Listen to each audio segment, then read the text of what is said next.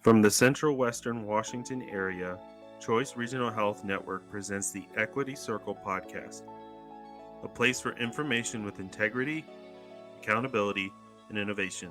Enjoy the episode. All right, everyone, welcome to the Equity Circle podcast.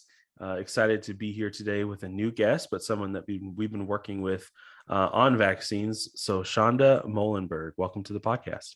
Hey, thank you so much. Really happy to be here.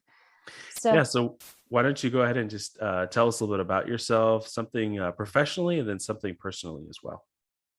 Yeah, so I am Shonda Molenberg. I'm acting as our Washington program manager with our organization Medical Teams International. And something about me personally. So we just recently relocated to Montana for my husband's graduate program. So I'm taking up all sorts of new Montana sports like Nordic skiing, doing them very badly, but really enjoying it. That's awesome. Well, congrats on that. It's definitely, there's a lot more to learn about Montana, that's for sure. Yes. Very different climate than I'm used to, but very fun. Yeah, it's a beautiful area. Actually, I know some of our, one of our trips that we had with this grant is we had to go out to Chicago to purchase a van. And so we actually drove it back and, we drove it back through Montana, and it's definitely a really beautiful area, and mountains and stuff like that. So it is a nice area. Well, thanks for telling us a little bit more about yourself. So I'm wondering if you can start by sharing what things have looked like for your organization, Medical Teams International, and who you served before COVID. What did that look like? Yeah, it's a interesting story. It's certainly been a big transition for us these last few years. And probably what a lot of folks don't know about our origins is we actually started out as a pretty small, primarily mobile dental program. So we were a nonprofit, and our US program's been operating out of Washington and Oregon. And we were exclusively doing free mobile dental services for folks before the pandemic started. So this has all been a very big shift for our organization. And the program is really incredible. It's been an honor to be a part of it. Our mobile dental program it's one of the longest running in the US, and we have these big 40-foot RVs that have been outfitted into dental clinics that we take all over anywhere that folks are experiencing barriers to care. So our main populations that we're serving actually are pretty aligned with who we're serving now with vaccines.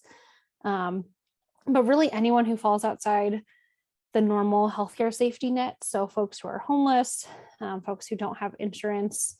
So anyone who is an immigrant or refugee or doesn't have access to like a traditional healthcare provider, we'll take the rig out and we'll work with community partners and get them free services on site. So it was a lot of good learning that we were able to kind of pivot into our COVID work now as well.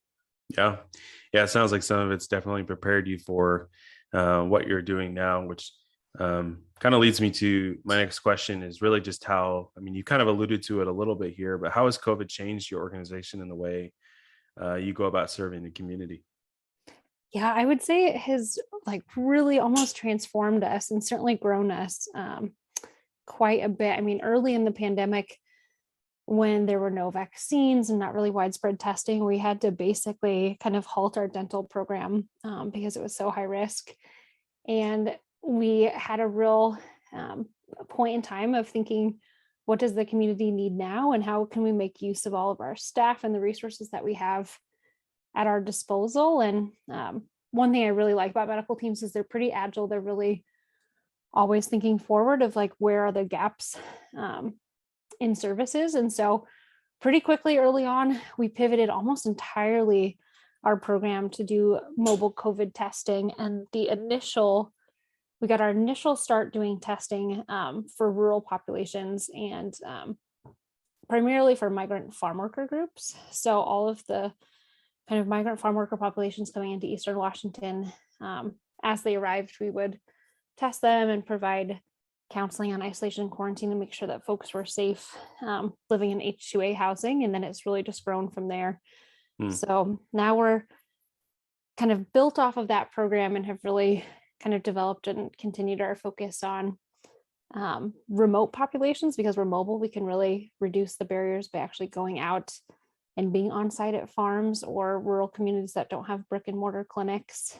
And then also kind of building off of that, of anywhere that folks kind of live or work, we try and go there and meet them where they're at. Yeah. Yeah. Well, it's definitely been something where we kind of just had to pivot and rotate and adapt to, just about anything that's been going on. And so, it's definitely been a challenge. And I know sometimes we can often focus on some of the barriers or difficulties that we've experienced, with COVID and how things have had to work. So, but I'm curious though, like what is something positive that has come out of COVID that you hope to have continue this year? Yeah, I'm so glad you asked about that, because I think it's a really important part of everybody's story. And I think we talk about the hard stuff, but there's just been such a wealth of learning and new partnerships that we've developed, and like new collaborations. And I actually feel just as many hard stories as there were for us in the pandemic, there's also just a lot of really great shining moments. And I would say Sure.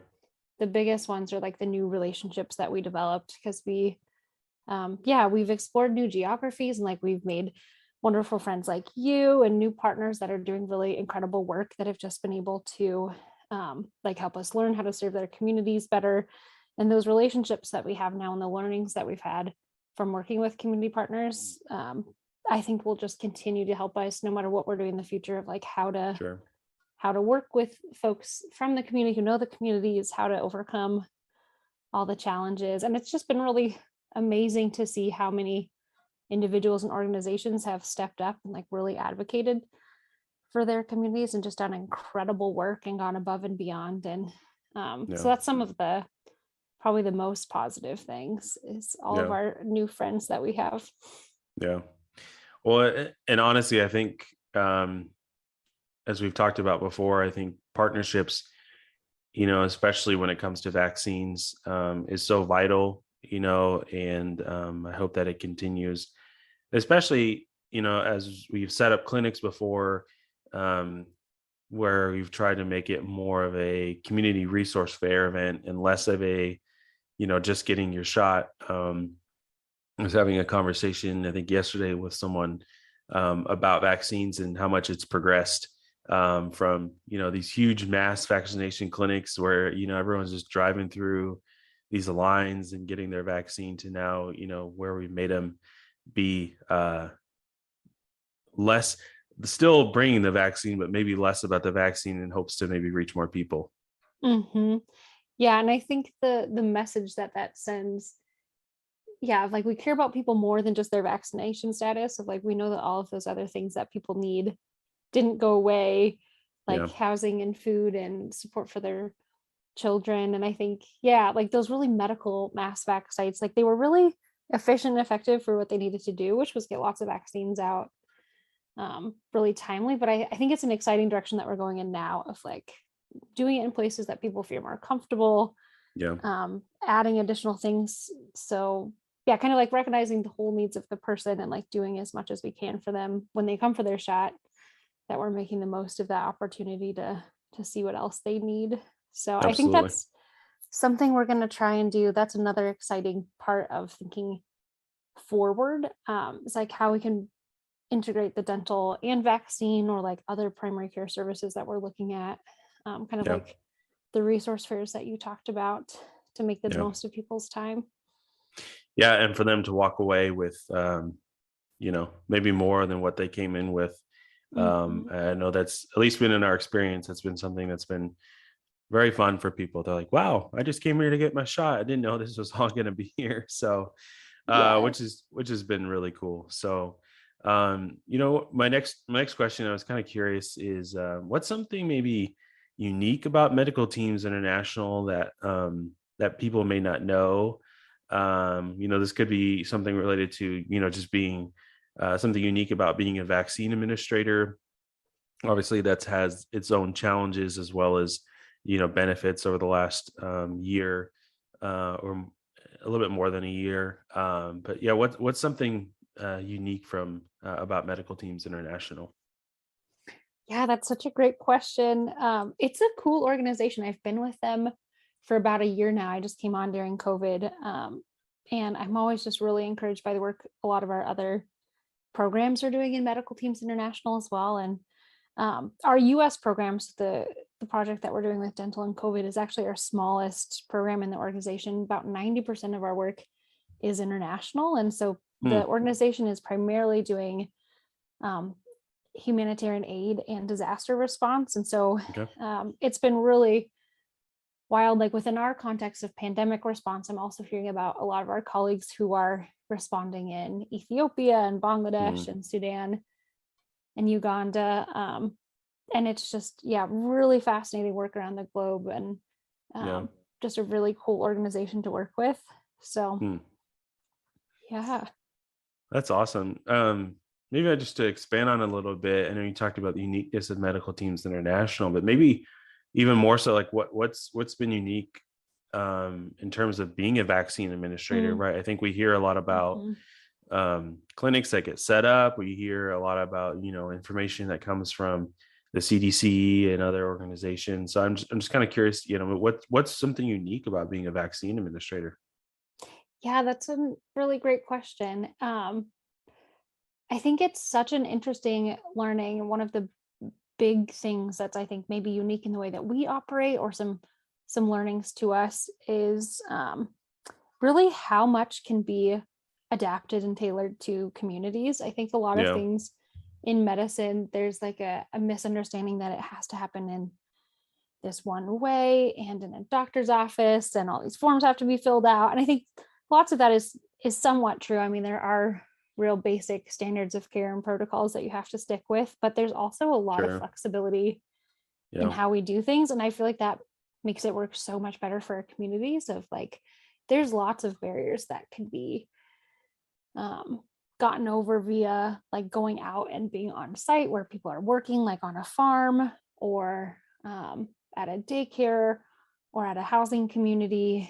Um, and yeah, I think just like the range of creative tools that we have and the solutions that different communities that have come up with for specifically being a vaccine provider. Like, what if we give out gift cards? What if we um, do it with a fair in this fun way?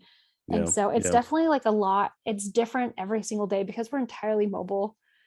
We're not like going into the same office every day and working with the same partners. We're at an entirely different location in a different part of the state yeah, every single time. So it's super unique in the way that we do vaccines. And it's really exciting, I think, for our team to just like get out to a new site and problem solve and work with the partners to figure out what's going to be best. yeah, So that's been a really, really fun and interesting part of being a vaccine provider, I think, in the way that we're doing it.